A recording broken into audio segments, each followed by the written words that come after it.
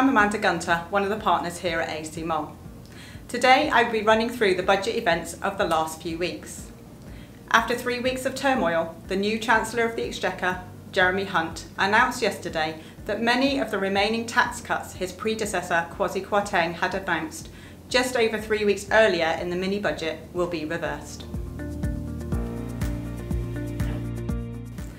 The first mini-budget announced a cut to the additional rate of income tax, cuts to the basic rate of income tax, a hold on the current corporation tax rate rather than the previously announced increase, a cut in national insurance, a continuation of the annual investment allowance at 1 million rather than the expected drop to 200,000, and a reversal in the IR35 off-payroll working legislation.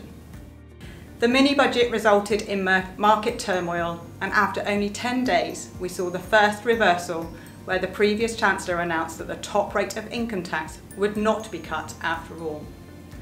10 days after the first reversal, the second reversal was announced, with the corporation tax rate no longer being held at 19%, but to increase to 25% from 1st April 2023 as was originally planned.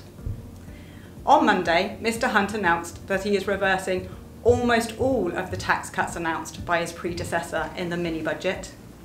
He confirmed the changes already announced, as well as advising that the basic rate of tax would not be cut to 19% and would remain at 20% indefinitely, as well as announcing that the energy price guarantee that was originally due to run for 2 years would only run until next April, at which point a more targeted scheme would be implemented.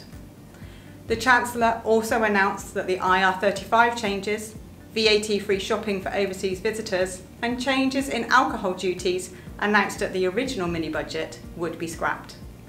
So what was kept?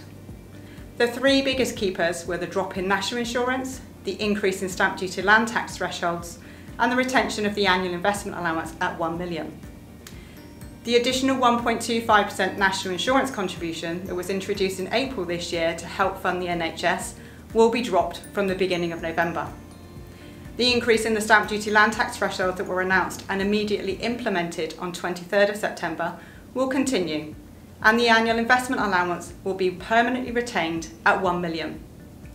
There were a number of other specific items that haven't yet been reversed, including small changes to tax-approved share schemes, consultation on new investment zones, and the withdrawal of the cap on bankers' bonuses.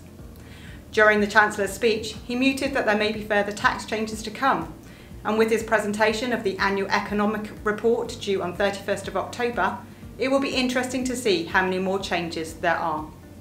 With so many changes happening in such a short space of time, it is difficult to keep up, so keep an eye on our social media for details of our next budget event.